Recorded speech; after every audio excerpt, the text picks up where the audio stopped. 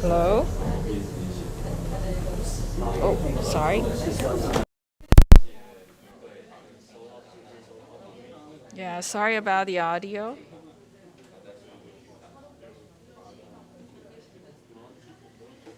It was not very well connected, the audio cable. So it should be working now. Let's see.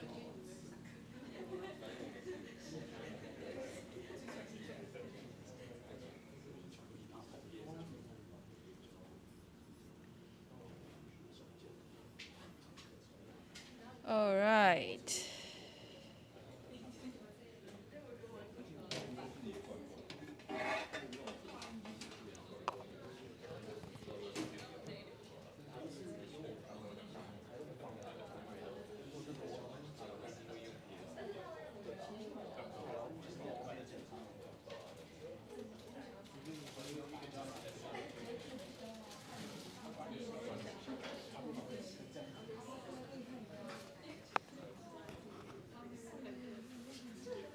Okay. So can you guys do me a favor? Those who are sitting really close to the light switch, turn off. Yeah, that one. Very good. Because I have a dark background here for Slack. So I actually nowadays prefer dark background. So gentle reminder, we should have only time for one quiz today. Because the goal is to wrap up chapter 2. And then you'll go study for Thursday.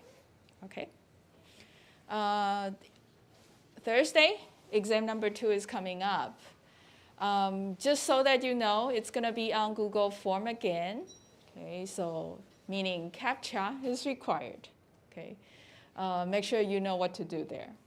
It's super long. Okay, it's even longer than exam number 1 this time. Okay, and hands-on as well. Right? Recall exam 1. You probably didn't expect that you need to log on to the PA. So make sure you have your VPN ready.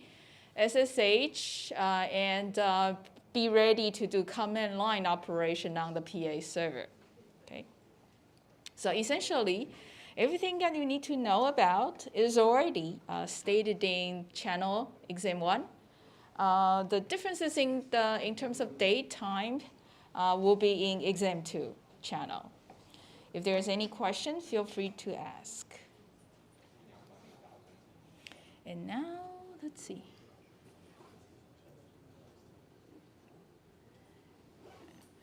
We don't work on the quiz yet? Okay.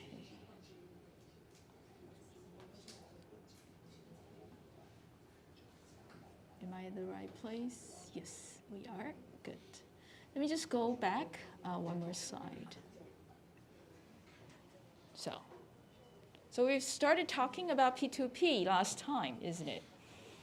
So P2P is actually a system that's relatively simple. Okay, than client-server, because in client-server systems, you see lots of different network structures, right? From very simple, like HTTP, the basic mode, client to server only, and then gradually proxy, and then gradually you have DNS, right? The server side gets to be 3-tier, okay, 3-level hierarchical. P2P is completely flat. In fact, there's no server at all. And arbitrary end systems directly communicate to each other, like what I'm showing here in the figure. Right? The car is talking to the laptop directly. The PC is talking to another laptop here at the bottom directly. Now, what's very important, very distinctive in P2P is this. All these peers, they are intermittently connected, meaning they can come and go. They might stay connected to the internet, but as they moved around from one subnet to another subnet, IP addresses have changed. Therefore, their connectivity on the P2P network might suddenly go off and on, off and on, off and on. All right? So it's not about network connectivity. It's because they move from subnet to subnet, even though they continuously are connected to the internet. But to that P2P network, they change the identification, which is their IP address.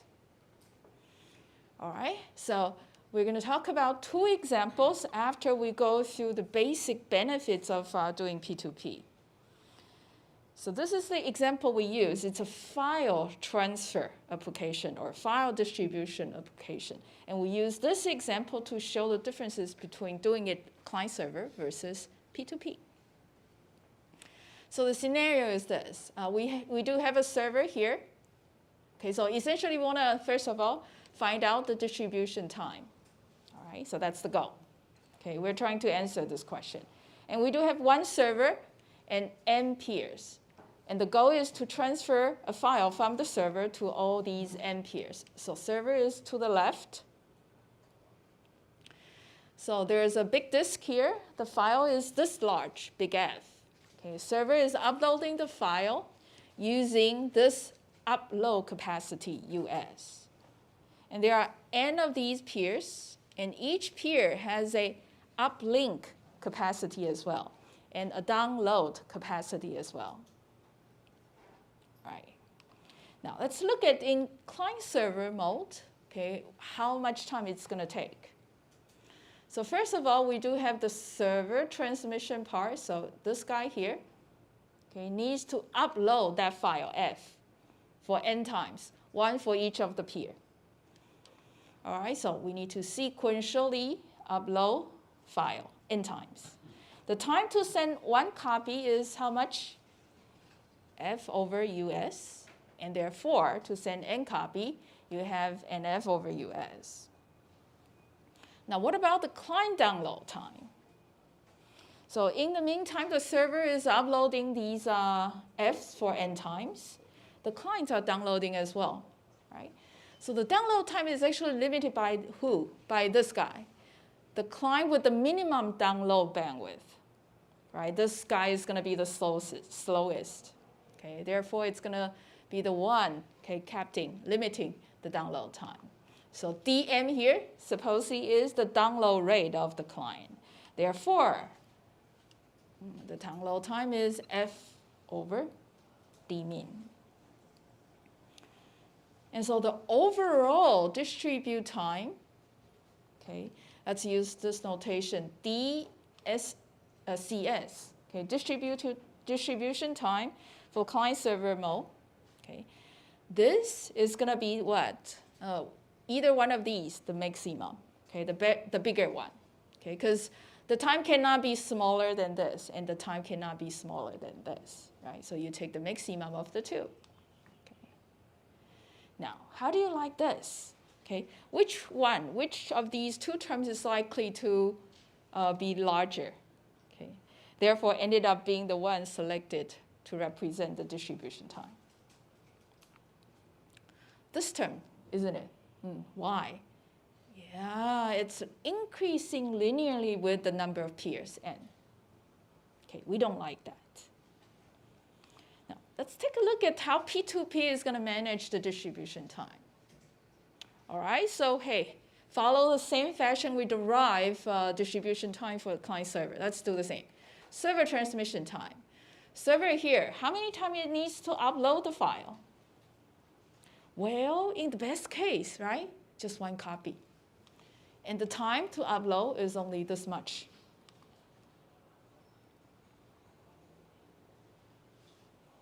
And what is the time to download? Well, it's still bounded by the worst client. Therefore, you still have F over D minimum.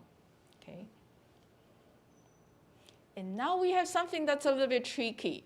The server is not uploading the file n times anymore. Who's uploading it?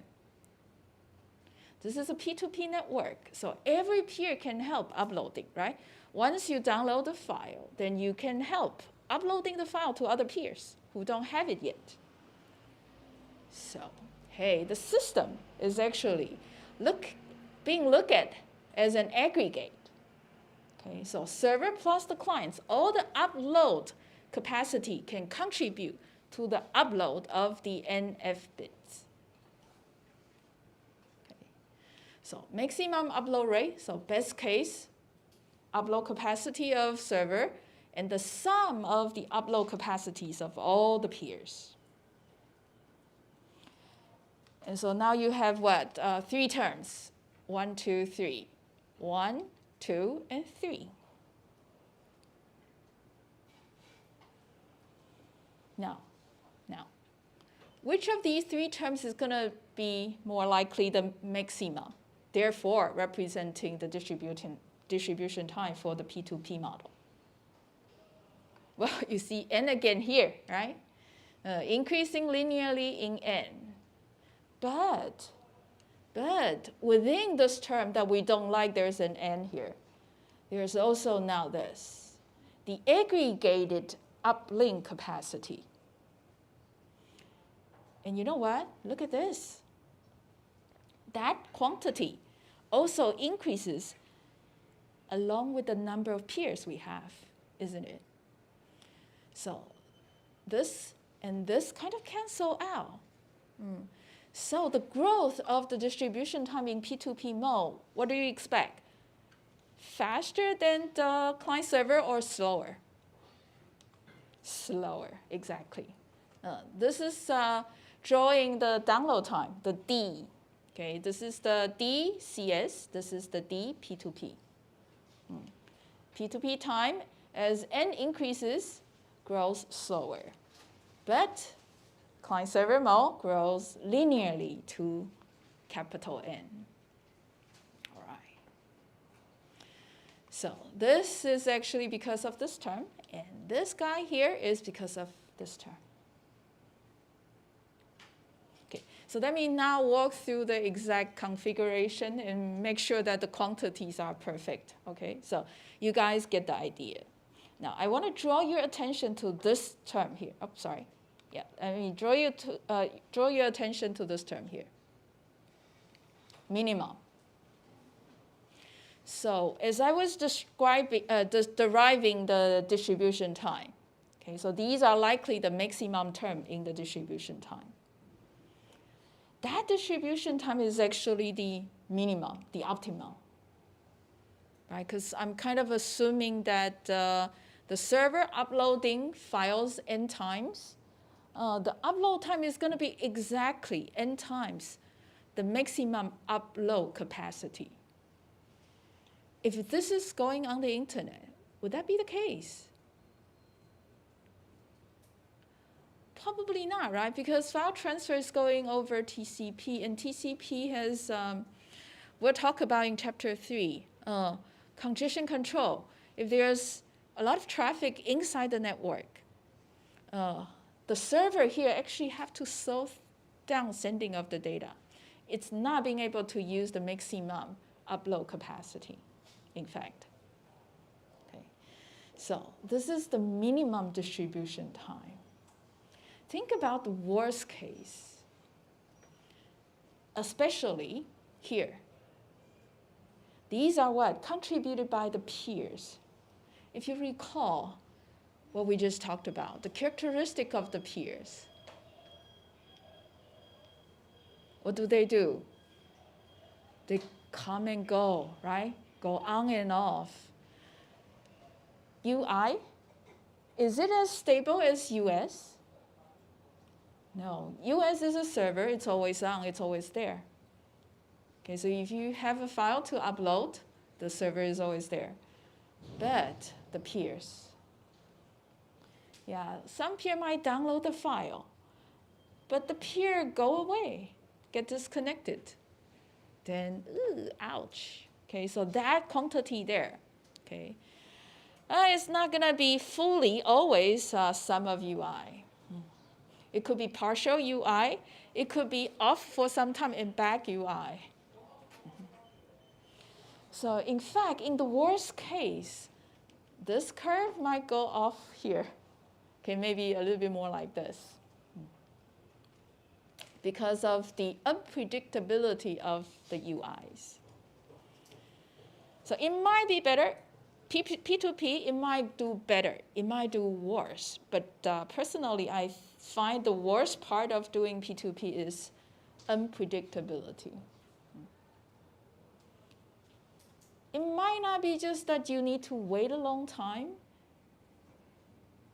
It will probably be that you need to wait indefinitely long. So you're not quite sure whether you wait patiently or try other ways. Okay, so that is also a characteristic of P2P systems. Okay. Do you guys know about Bitcoin? You probably heard Bitcoin operates on the blockchain. Blockchain is entirely P2P. Pretty much like what we were just talking about. Okay. So one of the major issues trading Bitcoins on blockchain is exactly the wait time can be indefinitely long. So the transaction could take days. Why you say that the blue line will be tougher than the black line? Because the worst case isn't divided by US. So I think the worst case is almost near the black line. True. So this term will always be there. Mm-hmm. So if there's just a little bit of stuff here, then it will be lower. Okay. But this would not be a true P2P network if you think about it.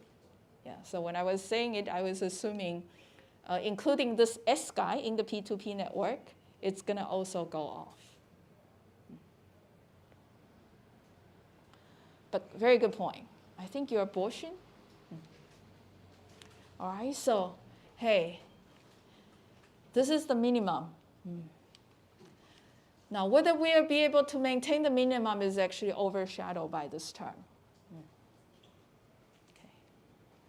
And partially, if the server goes off. All right. Now, let's talk about the two examples. The first one is called Bittorrent. What it does is exactly to do file distribution. Okay.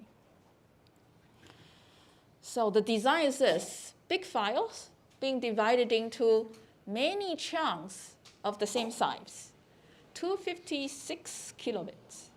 Okay.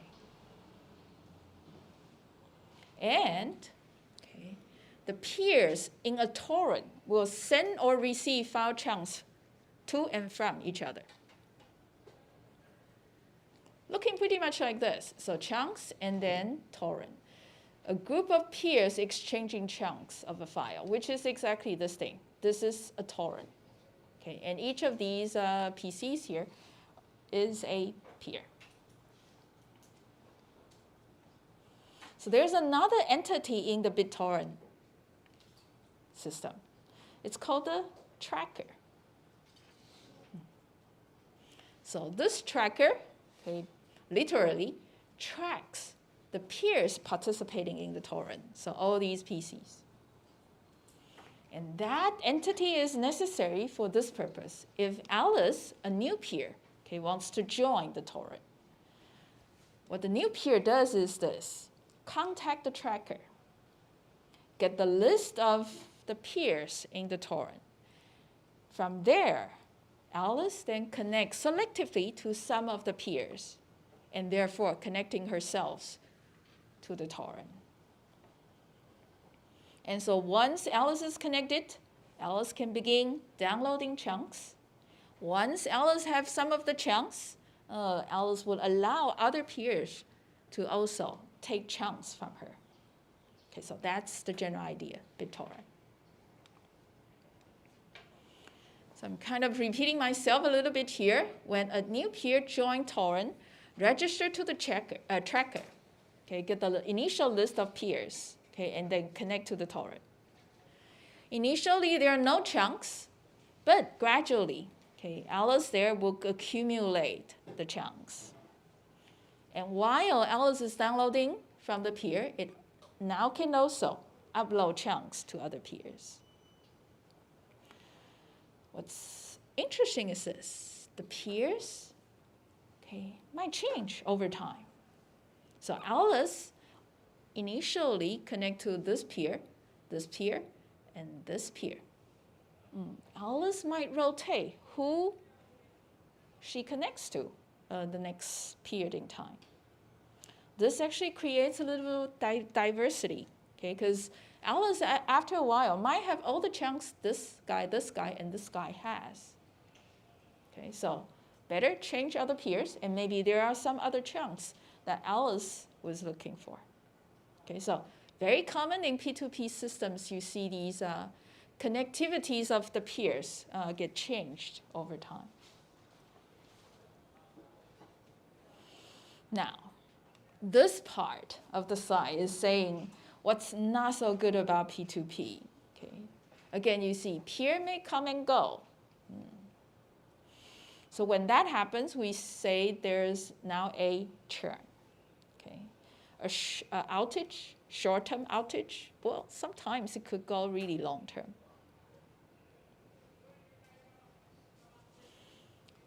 Something that's also not good is this. Okay, a peer might eventually download the entire file, download all the chunks for that file. Okay. At that point in time, the peer might go either way, selfishly leaving the torrent, or nicely stay in the torrent and serving the others. If you are this peer, what would you do? Well, okay, the reality seems to be more that more chooses to leave selfishly. Okay, they choose to leave maybe more conveniently, because they just come and go, right? And turn off the power of the computer to save energy. So they probably are not aware that they are being selfish, because they are done. So move on. Question? Actually, I can add up some additional information here. Mm-hmm. I am a Bittorrent user, and I recently find out that they have established some kind of blockchain technology that you, as a newcomer, you will have an initial coins, and that coin can help you to accelerate your speed of download. But if you want to get more coins, you have to be a contributor to a network. Long term, yeah. That would be a perfect solution to the problem you mentioned here.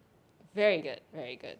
In fact, there's also some design in Bittorrent that address only part of the issue you talked about. Yeah, so that is an incentive system, right? Like a virtual rewards. Like if you go to PTT, there's PTT coins, right? When you play an online game, there's online game coins. Okay. So you give awards to people who contribute. So to get these people to stay, you don't have to ask them such that they are really nice. So you don't have to ask them to be nice. They will stay because of the coins that they can collect. Okay, so, but essentially, these are the things that might create problem and ended up contributing to long file distribution time.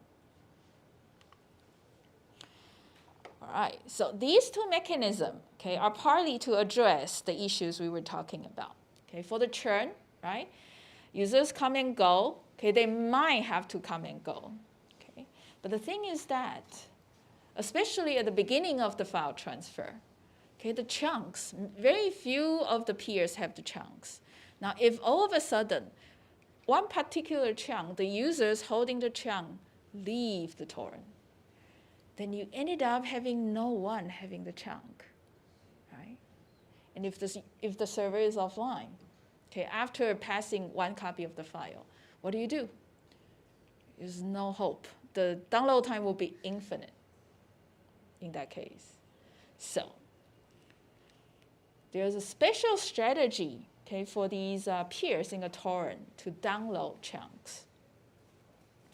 So to set things up, at any given point in time, different peers will be holding different subsets of these chunks. Okay. And periodically, okay, we'll be asking, okay, the neighboring peers. So for example, Alice here just joined the torrent. Alice would ask each of the connected peers, okay, to send the list of chunks they have. So Alice then will have a record of this peer has these chunks, the other peer, these chunks, and the other peer, that chunk. What Alice will do is this. Alice might need many, many chunks, but Alice will start from this guy, rarest chunk first. So this is to prevent from the rare chunks to go extinct.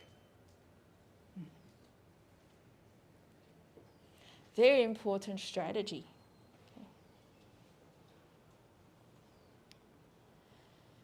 Now, this other one, okay, the mechanism called tit for tat is to address the second issue. Okay, when someone finished downloading the file, okay, they might just conveniently leave. So tit for tat is a way to try to motivate the users to stay. Okay, the way it works is this. At the beginning, Alice will send chunks to 4 peers, okay, that contribute the most to Alice. Okay. So Alice sends chunks to the 4 peers, sending to Alice the highest rate. Okay, they are really nice, these 4 guys. Okay. But then all the other peers will be choked by Alice because Alice will not be sending chunks to them. Okay, so that is not good either. So periodically, Alice reevaluate the top 4 contributors. Okay, so the frequency is every 10 seconds. So in a way, Alice is rotating, deciding who she should send chunks. Okay, who she should allow, okay, chunks being downloaded. So this is the mechanism. If someone is contributing more to me, then I contribute also back to them. Tit for tat. Okay. I for I. Okay. But to prevent that, hey, you form like a small closed network, you helping each other, but no one else. Okay. This is also what's being done. A peer would also randomly select another peer and start sending chunks, okay, every second. So this is lower frequency, okay.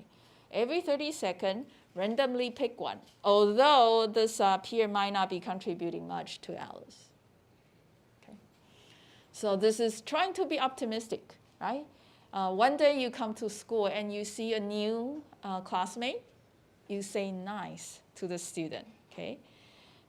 And hopefully, she will become one of your good friends. So optimistically unchoke one of the peers. And hopefully, okay, this peer will be able to contribute also, okay, to your collection of the chunk. So that's the idea. Rarest first and sending or allow downloading to the peers with the highest rate. Okay. Contributing with the highest rate. All right, so this is called the optimistically unchoke, okay, the random start of sending chunks. So these are the embedded mechanisms in Bittorrent. But more recently, what is your name? The one sharing the virtual coin thing? Cai Hong. Ah, okay. Good. And so this slide is actually to illustrate the tit for tat mechanism. So Alice joining, okay, optimistically unchoke Bob, okay, sending data to Bob. And Bob here, okay, wait for a while, measure who's the highest rate contributor, and discover, oh, Alice is really nice. Therefore, okay, return the favor. And Alice will also see Bob, who is contributing chunks in very, very high rate. Therefore, include Bob in the regular top 4 peers. Okay, so this is tit for tat. Okay. So the optimistically unchoke is to bootstrap the process. Okay, otherwise, who do you begin with, right? Everyone is contributing nothing to you at the beginning. All right, so if you contribute higher upload rate, then you get better download rate as well. Okay, that's the idea of tit for tat. And that takes us to the quiz today. If you think about it, right? So P2P nice. Okay, it actually helps distributing long files where you don't care about the download time. But the thing is that over the years, okay, these P2P sites, the Bittorrent sites, okay, they come and go as well. Okay, so here's quiz 11. So people come and go. So are the Bittorrent trackers. So what is the tracker? What is the tracker? It is the one tracking all the participants on the torrent, right? So everyone who wants to join the torrent needs to contact the tracker.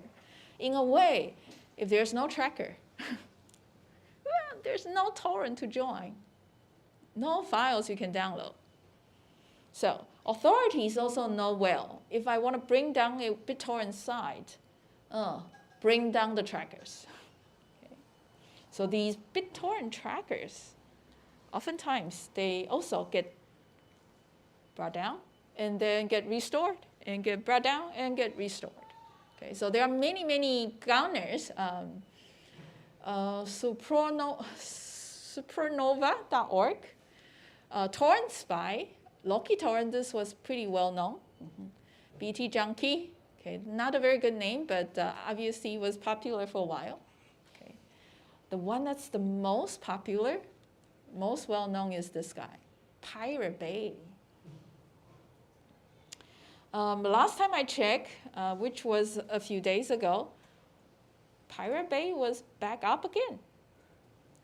But we don't know how long it's going to last this time. Okay.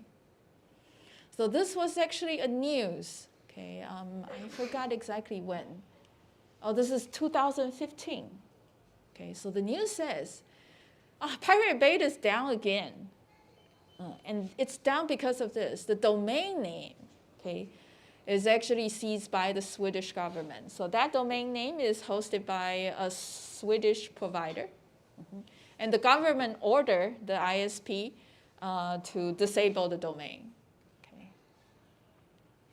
But the news also say, the site is likely to pop back up again somewhere else. Okay. Okay. So for example, a small island in the Pacifics. Okay. So the issue, it's easy to kill a tracker. Just like if you bring down a web server, if you do denial of service attack on the web server, then you pretty much bring down the service. Okay. Now, if you want to keep Pirate Bay go on and stay long-lived, okay, what would you do? Okay, so Q1, let me ask first. This is an easier question to answer. Why are these high-profile trackers shut down? Why do authorities try all that they can to bring these BitTorrent-like sites down? Okay, so that was Q1. Q2. Now, okay, how can we prevent the tracker being killed that easily? How can we make it hard to shut down? All right, so think about it, find your teammates, okay. The second question is a little bit harder, so discuss and talk about it.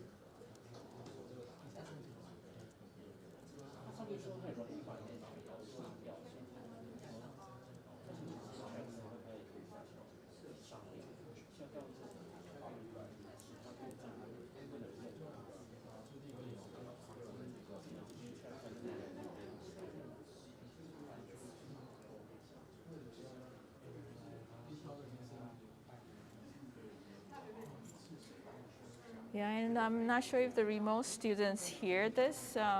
One of the students in the class were actually talking about there's an incentive mechanism on Bittorrent. Cai Hongwen. Yeah. So they were saying that if you stay online and contributing your uplink capacity, they're going to give you some BitTorrent coins, okay, for the service.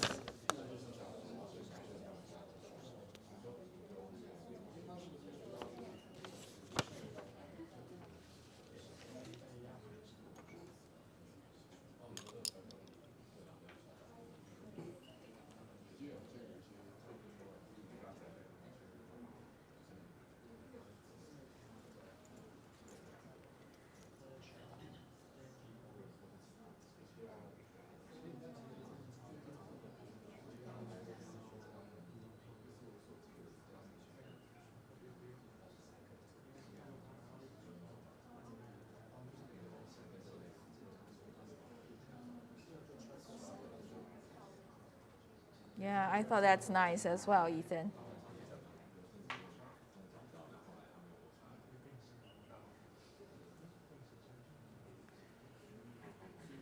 So it's a seemingly socialistic society, but it's operating in a capitalistic way. Okay, seems to work.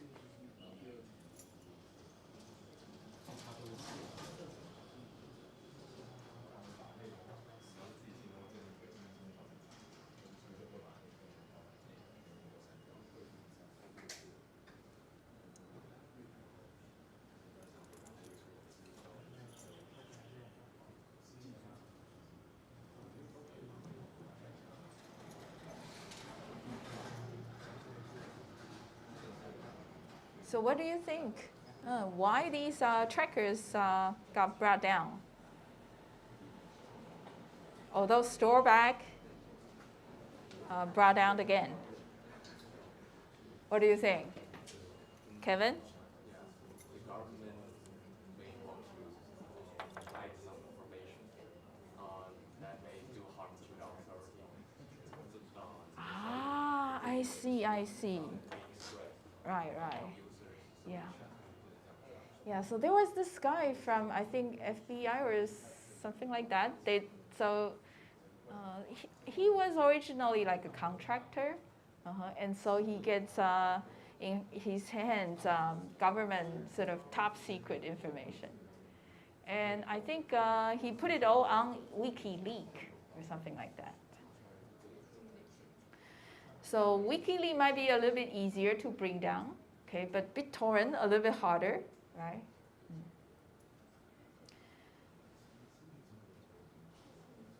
So Kevin was saying that maybe there are some government information there that people actually spread around these BitTorrent networks. Okay.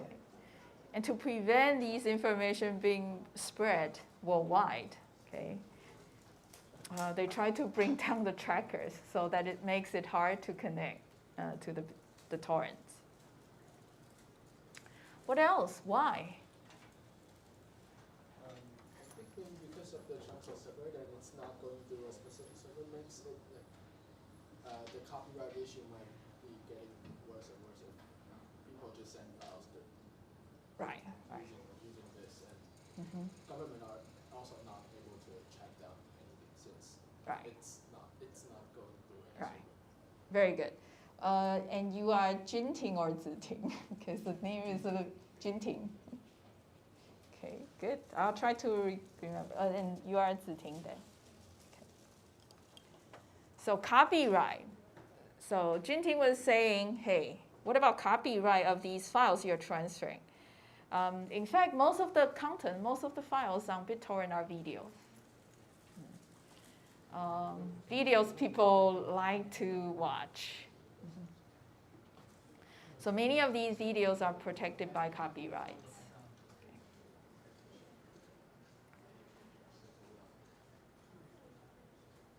What else? Why do we bring the trackers down?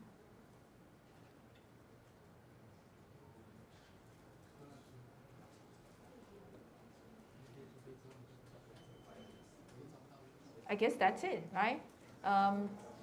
To prevent misinformation being spread, okay, uncontrollably, or to prevent files that are actually worthy of money, okay, being spread without the need of paying. Okay. For the government, hey, it's a cut of the tax money. So they would try to shut down these services. Oh, interesting. So there's one student online. So Jingyuan is saying maybe the files might have a virus or worms. Jingyuan, have you been there? Okay. In fact, there are actually Bittorrent is also a good place to spread code of these viruses and worms. Okay.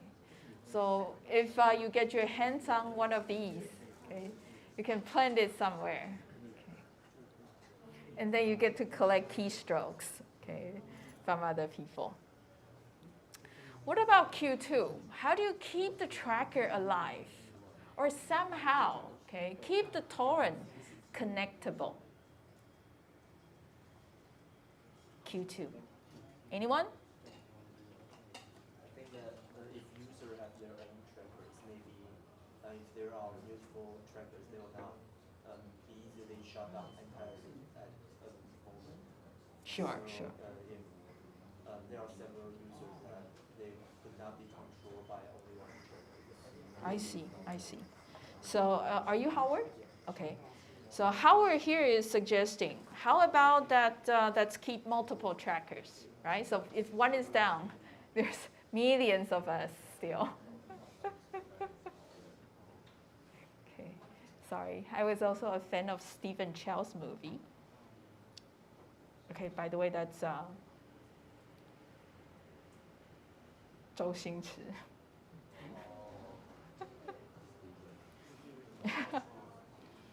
So there was a very famous line, right? If you you can bring me down, but there are still many me. Okay, millions of me, thousands and millions, thousands and 10,000s of me. So duplicate trackers, definitely. What else? Okay, that one is actually very effective. That is also what the internet services are doing, right? If one server was brought down, ouch, okay? So many of the services, mostly the commercial services, now all operate on multiple servers. Okay? Redundancy. What else? Oh, there was something on let me see.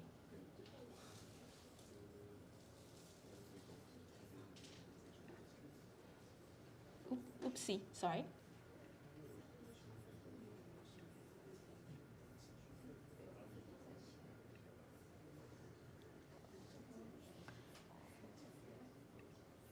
So that's a very common solution. Sorry.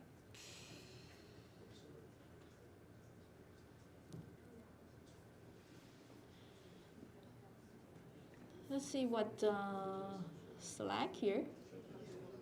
What we have here on Slack. So that was quiz 11.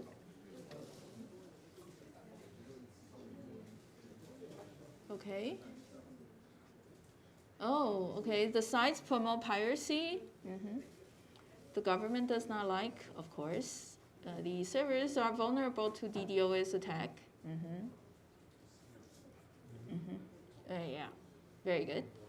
Maybe eliminate the concept of tracker such that every client is a tracker. Oh, wow. Okay, so this is actually the extreme of having redundancy, isn't it? Everyone is a tracker. Just as soon as you get to connect to one of these trackers, then you're back up. So in a way, distributize tracker. Mm-hmm. Make the tracker itself a P2P system. And Stephen here says sometimes illegal content, definitely. Mm-hmm. And we might want to be able to establish multiple trackers, definitely. Angela receives a heart already. using these BitTorrent trackers can result, okay, copyright infringement. And yeah, multiple trackers, definitely. Yeah? So maybe we can Hold on. use the centralized server as usual, but we just find a very easy to remember IP address, and we do not use the DNS server. We just remember the IP address, and we set server on some kind of maybe dictator's country, and there will be no node to constrain our operation. Like North Korea?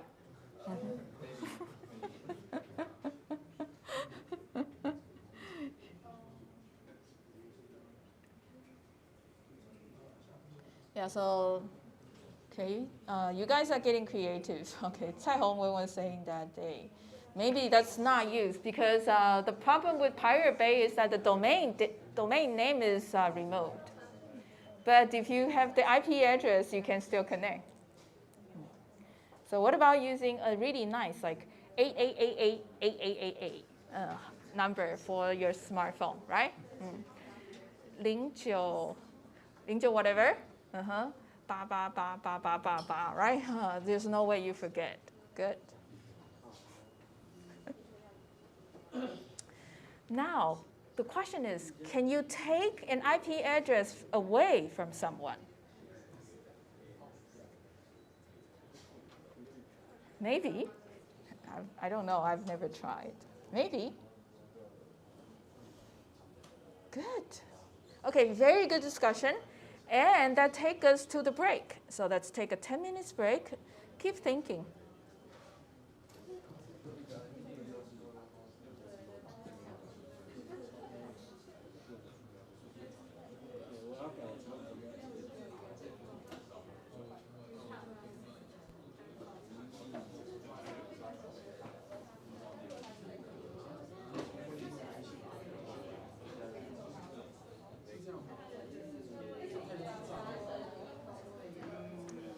And by the way, there's a good reason that I asked you guys to keep thinking, because this has a lot to do with how you maintain a reliable service as well, isn't it?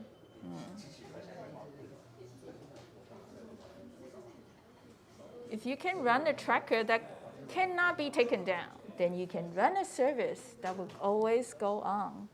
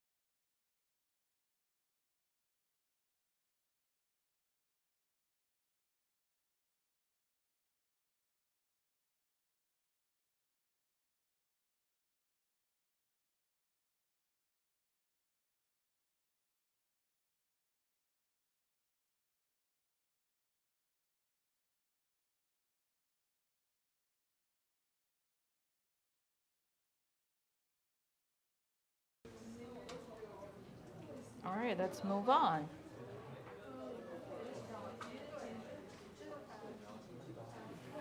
The second case study. So we were just talking about Bittorrent, right? And then there's this fancy quiz, okay? Rather open quiz, okay, talking about how Bittorrent's tracker is vulnerable and how one can make it more robust. Now, the second case is Skype. In Bittorrent, okay, when we transfer our videos, oftentimes copyright protected files. But on Skype, okay, all we transfer is this thing, voice, and our own voice. So we are definitely our own copyright holder. So the content being transmitted on Skype, no problem, okay? But there are other challenges. Okay, so first of all, Skype is also a proprietary application. Bittorrent is also proprietary. I don't know, is the spec on the web? Maybe, okay? But I know for sure Skype's spec, okay? Skype's spec is definitely not openly available on the web, okay? And especially so now that Microsoft owns Skype. So it's proprietary, okay? Unlike web, HTTP, FTP, SMTP, all these protocols that you can come up with the code name, those are public, okay? Protocol in Skype, secret. But, okay, some of the engineers went on and hacked, okay, Skype system and discovered this. The structure of the P2P network in Skype is this, hierarchical. Unlike torrent, right, it's flat. In BitTorrent, it's all flat. Every peer is equal. But in Skype, there's a certain hierarchy. Initially, okay, we have these Skype clients. So after you download the Skype software and install it on your own computer, you are one of these, okay, Skype clients. I know it's a little bit odd calling them clients, even though that they might be just a peer to each other. So what happened is this. Among these clients, the Skype software there is going to snoop around, okay? Check the system resources you have, such as how much memory space, what is the CPU clock speed, what is the uplink bandwidth, what is the downlink bandwidth, okay? Whether you're using a global IP address or a local IP address. So if you check the IP addresses you are using, because we are now all connected to NTU PEEP. So the IP addresses we're using are all fake ones, okay? Very local. I don't know if you have used this IP addresses before. 192, sorry, not a left-hander. Ouch. 16A. 192.168. Dot something. Dot something. Have you used this IP, something like that before? Yeah. Okay, it's because it's a very well-known fake IP address or very well-known set of fake IP addresses. This is oftentimes the default, okay, subnet address if you purchase a home gateway, okay, a Wi-Fi router, okay, things like that you installed at home. Okay. So these are all fake IP addresses that are, they are not real IP addresses. By real IP address, I meant the IP addresses such that the routers inside the internet will be able to find a way to send packet to you. So the reason that using these fake IP addresses, you're still being able to connect to the rest of the world is this. You use a fake IP address, right? You connect to a web server out there having real IP address. Your requests can be forwarded by the routers to the web server having the real IP address. All right? Now, the server will respond, okay, send a response message back. Okay? But it's going to come back to a real IP address as well. Otherwise, the routers will not be able to forward. So what happened there is when you send the request out, that message originally carrying the fake IP, at the gateway, it gets changed to the real IP provided by your own ISP. Okay, so that message will go out to the network. When the response comes back, it's going to come back to your ISP. And the ISP will see that, oh, that IP address is assigned to your home. So your home gateway will translate that address back to the fake one you use. Okay, so that gateway there actually maintain the mapping from the fake one to the real one. And so the message comes back and be converted back and returned to you. So there's some kind of translation service going on there. That is called the NAT, Network Address Translation. And the reason that we need this is because we run out of IP addresses, okay, especially for IPv4. Okay. IPv6, the address is much bigger, but the thing is that not all the routers on the net operates on IPv6. Okay, so it's still a little bit limited. All right. So, client here, in case using the real IP address to operate, they might get promoted to this row. Okay, no longer a tiny little client, an ordinary client. It's now a super peer, super node. Okay, so this guy here installed the same software. Okay, but the software might discover that, oh, this guy is way much more resourceful. Okay, so let's make it a super node. Okay, so in Skype, the peers interconnect like this. Among a set of clients, they elect one, or the software will determine one of them being the super node. Okay, and gradually you form clusters like this. Another cluster, another cluster.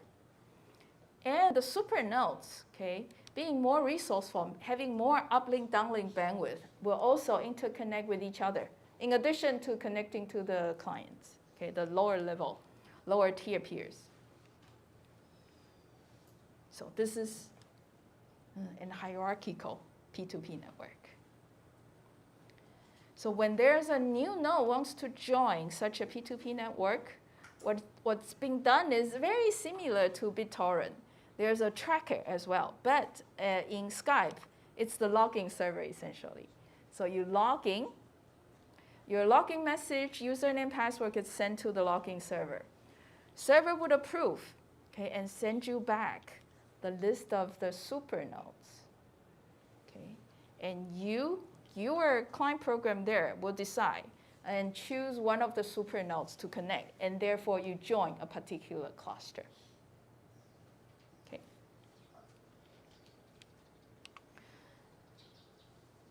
So what's nice about Skype is this, okay?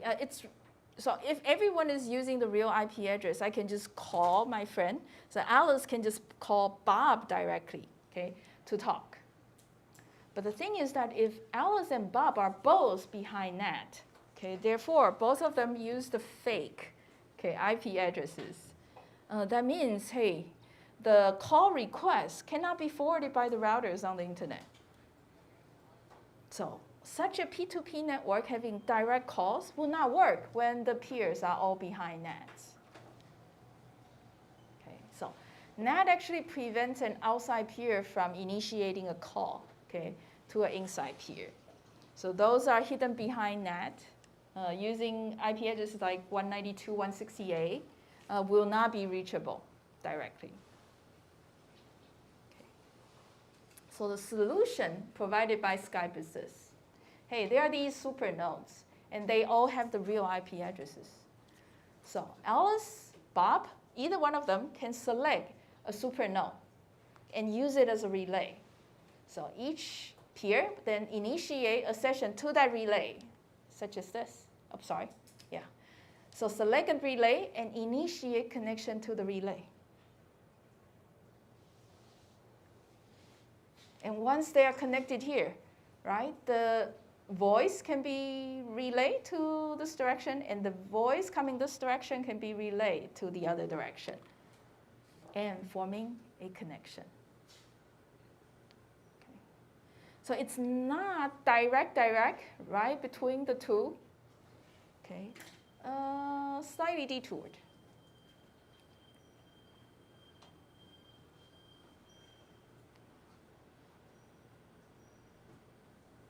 So this actually makes Skype one of the most popular VoIP applications, okay, in the early 2000s, 2005, 2006. Okay.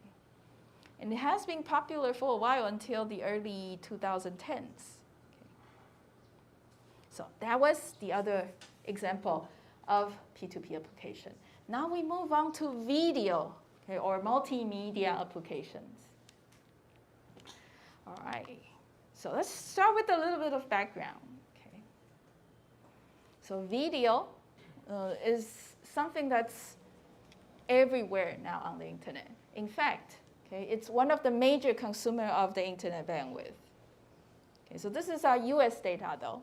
Netflix, YouTube accounts about 37 or 16% downstream traffic, okay, to US household. Okay. Number of YouTube users, already more than 1 billion. Number of Netflix users, probably close to hundreds of millions of users. Okay.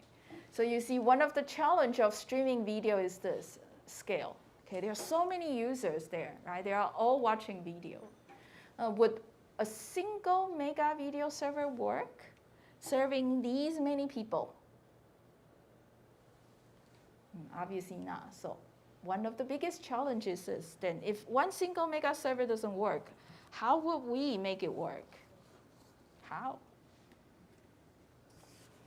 Okay, so that was this thing, CDN, a content distribution network. So one video server, not good. So yeah, let's have many of these video servers. And these video servers are somehow interconnected. So it forms a video content network. Okay. The other challenge is heterogeneity. The viewers, the users, okay, they could be watching the videos through a smartphone, smaller screen, wireless connectivity, and they might be walking around. Okay, so loss, bandwidth, delay, characteristics are all different. How do you satisfy users of all very different conditions? So heterogeneity in the receivers. Okay, so solution here, a large connected distributed video streaming system. Okay. And that system actually forms the infrastructure itself, forms a network itself. But that network is not the physical internet. It's like a virtual network, a hypothetical network at the application level. Okay. So later on, you will see some slides showing specifically, okay, why. So scale, first challenge. Now this, we'll talk about how we address the scale issue when we introduce CDN. The other, heterogeneity, this we'll talk about when we discuss how streaming is done, okay, on the internet. There's a protocol called Dash, okay, that allows us to handle heterogeneity. Okay. All right, so let's talk about the first thing. Hey, this is video streaming, so let's talk about video first. Okay, the content itself is interesting. Okay. Basically, a video is just a sequence of images, okay, displayed in a constant rate. For example, 24 frames per second. Nowadays, for example, this video that I'm sending to the remote student, it's 30 frames per second. Now, if you're a gamer, then you would demand a speed at 60 frames per second. Now, if you are a professional gamer, then you might demand 120 frames per second. The higher the frame rate, the higher the volume in the traffic. So a lot more demanding to send those streams. All right, so essentially a sequence of images. And inside each image, we get these array of pixels, like this. Okay, sorry. Sequence of images, images like this. And inside the image, you see arrays of pixels. I don't know if you will see this. Yeah, there are these red dots. Okay, so remote students might be able to see it. Okay, so there are these red dots. Okay, inside the image, we have just rows of these pixels, rows of these pixels. So something like 1,280 by 720, something like that. The higher resolution the image is, also the higher volume traffic this video is going to generate. Okay, so how big this video stream is depends on the frame rate of the video and the resolution, okay, of the images of or the resolution of the frames that we are transmitting. Okay. Now, hey, you hear me saying, oh, high volume, high traffic volume, which is not good. The rule of thumb is always try to compress, okay, these pixels, these frames, such that we send minimum amount of bits, okay, as low as possible. So coding, okay, are these mechanisms to try to exploit redundancy. Okay? For example, within an image, okay, or between the images. So the first case is called exploiting the spatial redundancy within the image. So spatial coding example here. So you see that the sky here, okay, there are kind of purplish blue. Instead of sending the value of the color repeatedly for hundreds of them, why don't we just send the color value and the number of times we repeat, okay, the color. Okay, so that's one way of doing spatial coding, okay, because they are all the same. They are all redundant information. The other is temporal, okay, because video is also a sequence of images. So this is the first frame, this is the second frame. Oftentimes in a continuous video stream, the second frame and the first frame, the difference might not be big. Yeah, so we could actually exploit, again, redundancy, right? The similarity between the frames. So instead of encoding everything for the second frame, let's take the differences between the two frames and send just the difference. So in the end, you might see that many of the pixels, the difference is only 0. Okay? And you get also a long array of zeros. So you could temporally compress, as in addition to that, spatially compress. Okay, so that's how we end up with very low bitrate videos these days. And so these are the well-known standards, MPEG 1, 2, and 4. So MPEG 1 is the very traditional form. I don't know if you have used CD-ROM before. Have you? If you have used CD-ROM before, raise your hand. Oh, wow, man. That proves that I'm a dinosaur now. Okay, so you guys have never used CD-ROM. Oh, boy. Okay, so it used to be very, very popular. Okay. Come to my office. I'm going to show you my classic music collection all on CD-ROM. And at the time, it was like, you know, the best standard, best music quality, sound quality. It's actually a constant bit rate encoding mechanism, meaning that it did not exploit redundancy. Okay. So you can imagine only 1.5 megabits per second, the resolution is not that high. Okay. DVD, now you should have used it, all right? Maybe for a couple years, because soon after we have the Blu-ray. Now, starting from MPEG 2, it's variable bitrate encoding. Variable bitrate encoding. Why variable bitrate? Because, hey, it really depends on the content. The number of bits required to store an image, the number of bits required to store the video. It's content dependent. So the video stream that you're generating coming out could vary. Action-packed movie, higher bitrate. So 3 to 6 megabits per second. MPEG 4, this is the gold standard now for streaming. All right, guys? I'm streaming at 2.5 megabits per second. Okay. But I can actually streaming a lower rate, that means lower resolution and a slower frame rate. It might still be sustainable. Okay. It might bother some of you, but in the older times, if I need to do video conferencing, yeah, it's something like 700-800 kilobits per second. For audio, it's very low nowadays, 5 to 40 kilobits per second. All right, so now you might see, hey, wait a minute.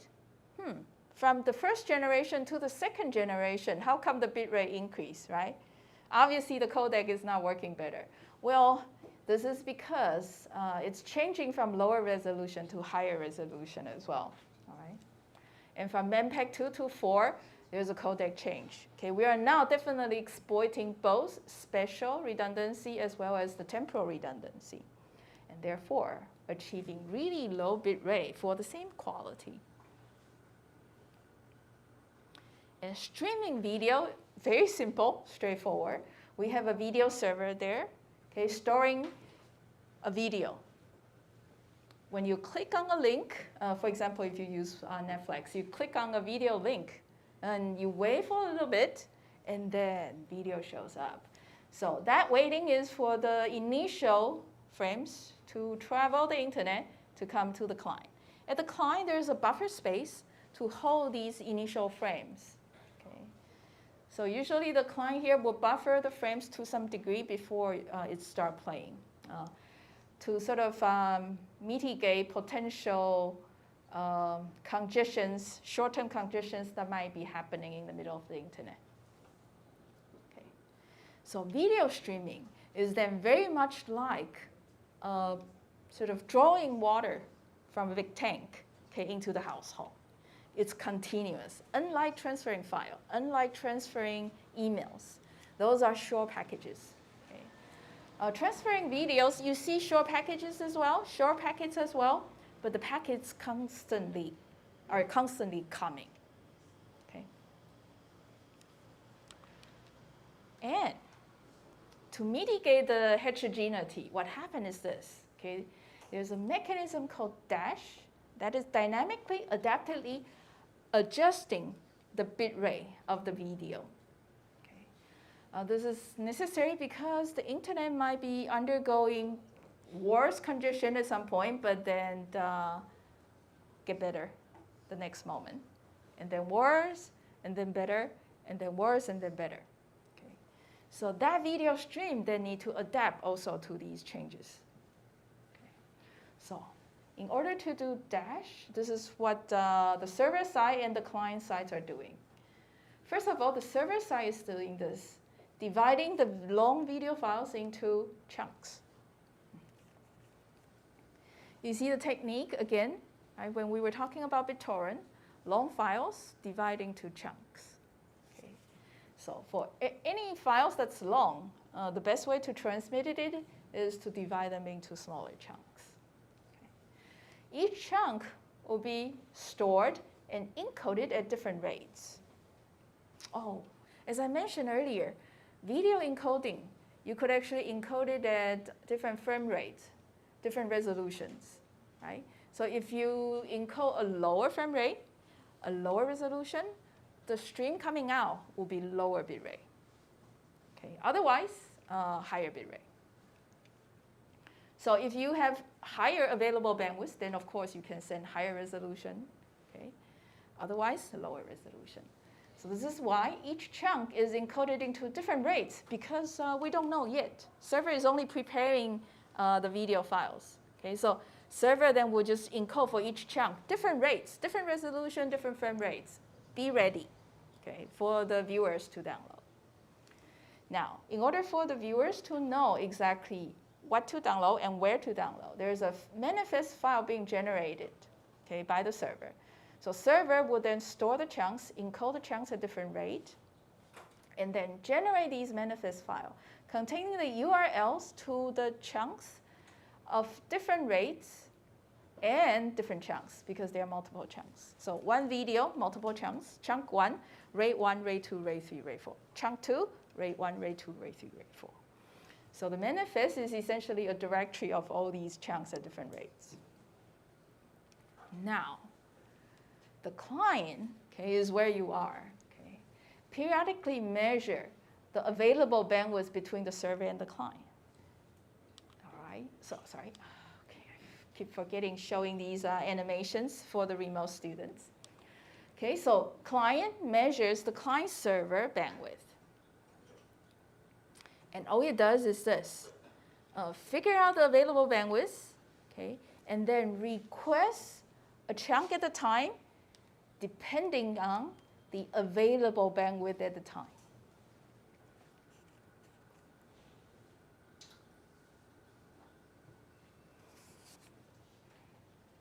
So if you're watching chunk 1, and currently the available bandwidth says that, hey, you can only download up to RAID 3, then you download RAID 3 accordingly. And this will go on and on. The client will periodically remeasure the available bandwidth and redecide, okay, what chunk and what rate you download. So that was called dash. Dynamically, adaptively stream videos. And it's done over HTTP, which means it's being sent over TCP. Okay, so the characteristic of dash is this. The intelligence is all at the client. The client is pretty much the busy one, okay, periodically changing the stream rate. Okay, the server is just there listening. Okay, you want this chunk, okay, I give you this chunk. You want this rate, I give you this rate. Okay. So essentially, server there would check the buffer and decide when to request the next chunk and what rate that chunk should be. One more thing, the client also decide where we request that chunk. The reason that you have where to request is because nowadays, there's not just one server. Okay, the client will actually also check which of these servers available on the CDN, okay, is the best. So in a way, if I go back just one slide, in this manifest file, the URL contains not just the host name of the original server, but also all the video services on the CDN. Okay? So you have many, many choice, meaning the client has many, many choice, not just which chunk, which rate, but also which video server on CDN. All right. So intelligence all at the client.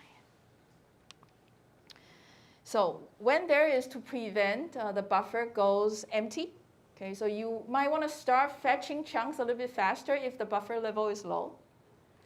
And if the buffer level is too high, you want to slow down requesting the chunk as well. Okay.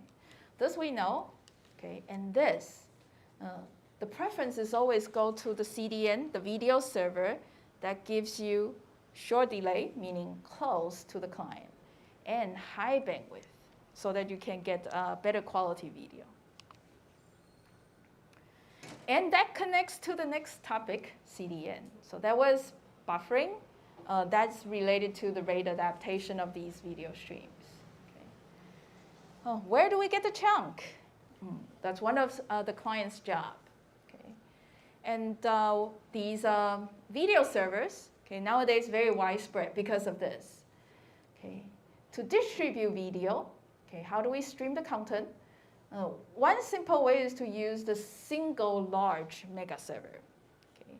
And we know immediately, right? We were talking about DNS, right? How come we don't use a centralized DNS service? You see the same reason here, right? One single server, that's a single point of failure, right? And traffic congested at the single server. And if there's only one server, there's going to be part of the internet that will suffer from the delay. Okay? Many of the clients will be far away. Okay? If you have multiple of these servers, then you don't have the single point of failure. You don't have that much congestion. And the clients can always try to find the server that is the closest, okay, to prevent very, very long delay. Last one here is saying, if I have just one server to serve all the videos, chances high that we send the same video again and again and again. to the users, different users. Okay. That doesn't seem to make sense, right? The same thing has already go on the outgoing link already, right? It can be sort of moved somewhere else, okay, allowing someone else to fetch the same content. Okay. So one single server doesn't scale. Not working. Single large, bad. Therefore, we go on to option number 2, okay, which is called the CDN. Idea is to store videos on multiple sites that are geographically distributed. There are 2 flavors, okay, of doing so. One is called the enter deep. So what we do here is to push the servers into the access networks. For example, push them to 中华电信. Okay, push them to Sprint. Okay, push them to AT&T, into AT&T's ISP's network. Inside those access networks, the clients will be super close. Okay, only 1 hop away. Very close to users. Okay, and this is the model used by Akamai. This is still one of the biggest CDN company. The other flavor is called Bring Home. Okay, it's actually setting up these video servers near the access network, but not inside the access network. Okay. So let me just clarify. Access networks are for the average consumers to access the internet. So you see, consumers are all there. Users are all there. Okay, so if they push the video servers to the access network, they are the closest to the user. Bring Home, instead of pushing the video servers all the way to the access network, all the way next to the customers, it's being placed near the access network, still outside though. Okay. Now between the 2 different flavors, there's yet another difference. Okay. The quantity. Akamai, taking the very aggressive enter deep approach, will set up lots of these locations. So Akamai essentially talked to all the major ISPs around the world and set up video servers there or general servers there. But Bring Home, okay, such as Limelight, this is another CDN company, much smaller scale, sets up only about tens of these clusters of servers.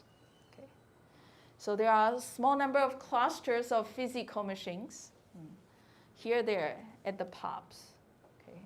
Public exchange points, public presence. Okay.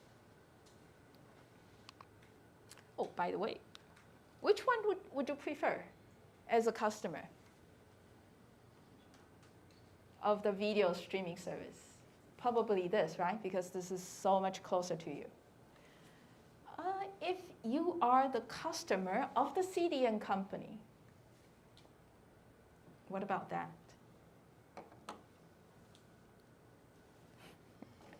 Imagine the price if you subscribe to Akamai versus the price you need to pay subscribing to Limelight. Which one is more costly? Yeah, this one. So if you are starting up your own company as an internet service provider, at the beginning you probably would prefer Bring Home first, right? When the service expands, then move to enter deep. All right, so this is just an example to illustrate how CDN works. Okay. So this is the physical internet. Okay. CDN is the video network that stores copy of the content. So this example is Netflix storing copies of a movie called Mad Men, okay, on the CDN service, on the video servers. So Netflix over here and customer over here. So Netflix store copies of Mad Men, all right, in each of these access network. So this is what enter deep. So you can see that Netflix CDN is also enter deep. Now, the customer now turned on the TV, okay, and started browsing and decided to watch Mad Men. There's going to be a request being sent to the original server to request the content. So subscriber requests content from the server. And the server is going to what? Direct the server to a copy of the video. Okay?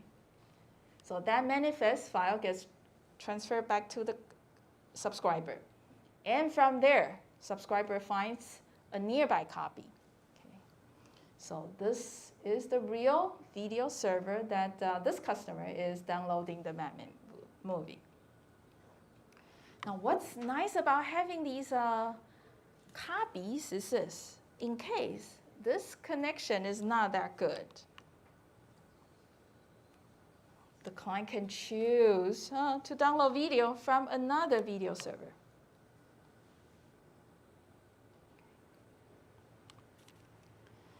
So this network here, video servers, customer, and original server, okay, this forms a over-the-top network, OTT network. So it's a conceptual high-level network, okay, overlaying on top of the physical network. And the communication is strictly between the hosts. Okay, so each of these machines is an end system. So this is the OTT network. So it's actually not that easy to design such a network, okay, if you think about it. Okay. So the customer will need to know how, okay, and where to download the video from, which CDN node to retrieve the content. So this guy here might need to measure continuously, right, the amount of delay, amount of traffic to each of these video servers. And if there's a congestion, for example, to this particular video server, should we switch immediately? Okay, or wait a little bit? You might switch over, but hey, suddenly this guy goes out. So when do you switch? That is still a question. And of course, hey, these will all cost money. So Netflix here duplicating the original video and then place them on the video servers. The more copies you store them, the more money it costs. So can you sort of, place these video copies in a cost-effective way, in an economical way? So the aim is to maximize the customer satisfaction. So these are very advanced research questions. Some of these basic ideas are discussed in Chapter 7, which we'll not talk about. The last couple slides are just to demonstrate a little bit how one uses a CDN. So this is the Enter Deep CDN, so Akamai is working very similar to the King CDN here in the example. Okay, so Bob here is requesting a video from netcinema.com. So this is the video service provider.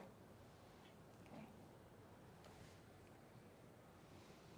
But then, okay, so this is the video service provider. So this is what Bob is connecting to. Because just like Netflix, right? When you start, hey, you are actually browsing Netflix page. So when Bob starts, it's browsing the netcinema.com's webpage, thinking that the video is here. But the fact is, okay, netcinema.com is actually subscribing a CDN provider called kingcdn.com right here. So content is actually not there, but here.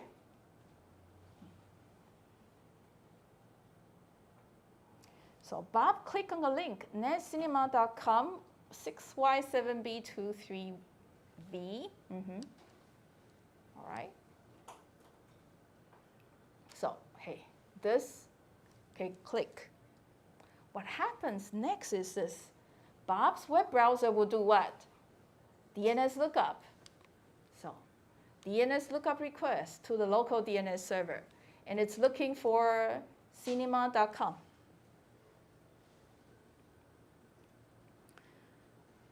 What would the local DNS server do? Go to the authoritative DNS server of netcinema.com.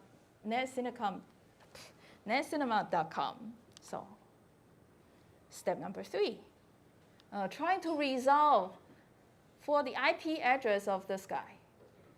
Okay, but guess what? this CDN is actually exploiting DNS as a way to do redirection.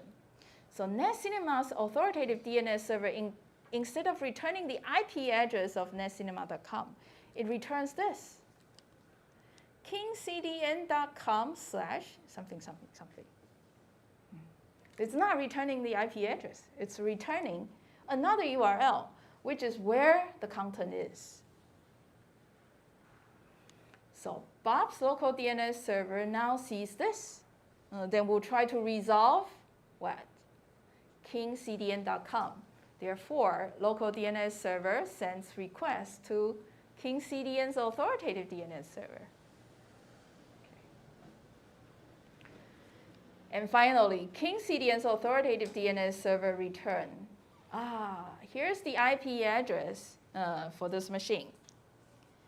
And that IP address gets returned finally in step 5 back to browser of Bob. And therefore, finally fetching the video. Okay. So it looks like it's a long process, but it all happened like that, okay, quickly. So this is how you use DNS to redirect video requests. Netflix uses a simpler model. Okay. It's not using DNS.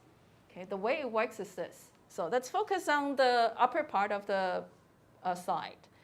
On the left, okay, this is the logging server. Netflix still maintains the logging server. Okay. But Netflix no longer maintains any of the video servers. So videos or the web browsers are all, web servers are all maintained by Amazon. Okay, so Netflix is paying Amazon, AWS, a big sum of money to sustain the video service. So Amazon.com here hosts the web page. And it's also tracking what CDN servers there are and who are the nearby clients, nearby customers, and what videos I should push, okay, to which content server. Okay. So when Bob comes in and wants to watch a video, okay, it first log in and then browse the web page, which is served by Amazon. Click on a web page and gets the manifest file. Okay. And in that, that's the URL indicating exactly the host name and the path. And therefore, we get the video directly from the CDN server.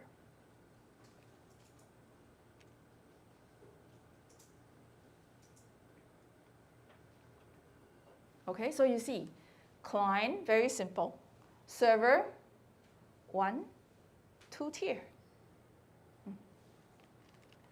So I don't want to go back to the DNS-based approach. It's a little bit messy. Okay. So that was video streaming. And that actually concludes chapter 2. Okay, so this is what we have went through, right? We talk about the architecture of applications, 2 different flavors. Client server, PP. QoS requirements. So the security is among the 4 and is missing here. And each application layer protocol builds on top of a transport layer service, either TCP or UDP. Okay. For the P2P apps, Bittorrent, do you think it's using TCP or UDP? Yeah, I know. You're probably thinking, how easy, right? File transfer, TCP. What about Skype sending voice? Skype's way is UDP first. If UDP doesn't go through, try TCP. Because nowadays, people actually set up firewall and blocks UDP from going entirely. And we talk about these protocols specifically. Plus FTP plus Skype. And we just talk about video streaming, okay? With Dash, with CDN. Okay, one is DNS complex redirection. The other is just going through the cloud. Socket programming, we actually did it using Golang. All right. So these are important notions. Make sure that you catch these so that you can address the need of the exam coming Thursday. So with this, I say that that's the end of the lecture today. Any questions? No? Good. Then that's ended a little bit earlier. Maybe not that much earlier. Only 3 minutes. Okay. Now, if you have questions, feel free to also come forward and ask. All right. Good. You're free to go.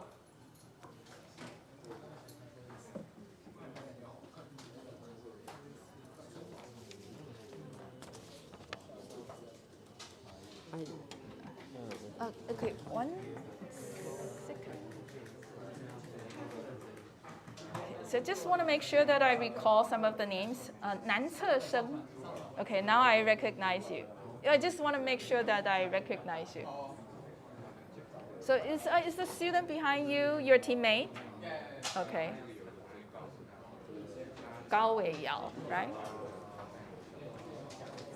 Sure. Go ahead. I have tried to type this Sure. on my terminal and it says you cannot find the path. I typed the server name, but after it responds that it cannot find the path, I tried my Mail account on this B07 blah blah blah at blah blah and it responds that it cannot find the path. So that means there's no such a server. yeah, but how can I find an example of server name? Good question.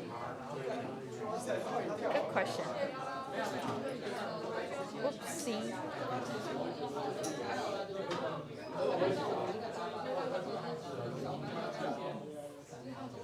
Oh, okay. Is CD-ROM really that uncommon? Because a reader. Yeah. Dinosaur. Okay, wait, James. Okay, let me show you. So actually, I will have to explore as well myself in order to know. So for example, public email server. Oh. Best. Oh. Okay.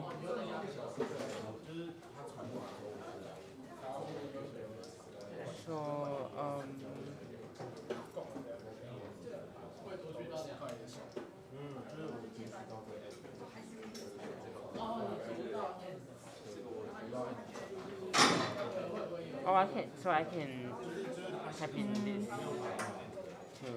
Well, you have to read it through and figure things out. Okay. Okay. So there are some free email services, and they might provide information about their mail servers.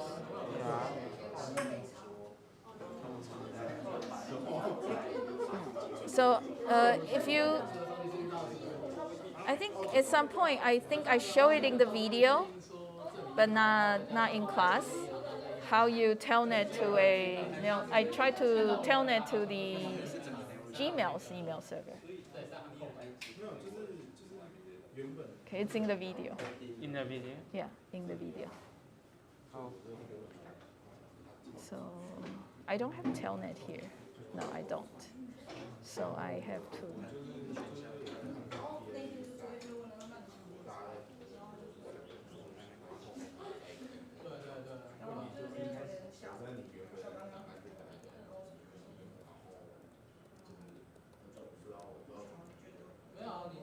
All right. SMTP.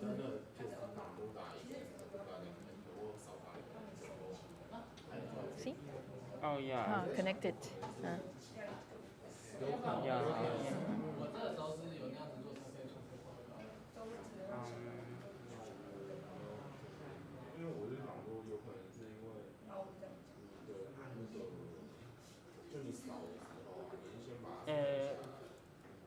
Another question is in the persistent HTTP, you say that the 5 reference objects is sent almost simultaneously, right? Back to back, yeah. Yeah, but this is say that client sends request as soon as encounters a reference object. It seems like it says that client Can be less than 3, yeah. client receive one object and send request at the same time. But if this is true, then it receive an object and sends request and receive another object, then the different object may be sent sequentially, not simultaneously. They can be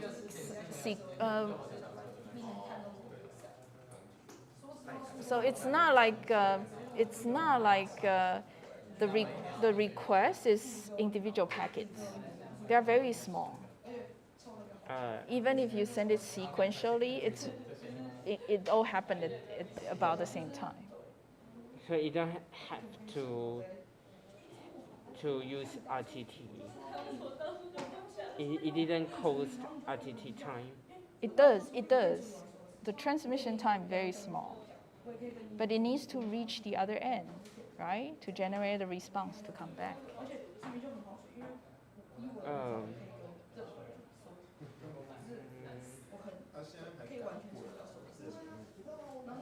So this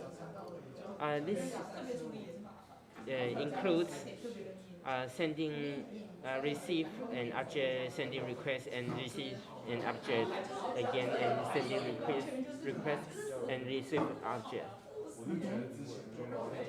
So the request sending rate is much higher than this. The time sending request take is much shorter than RTT, right? You mean transmitting a packet? Yeah, transmitting Yeah. object. Yeah, it is.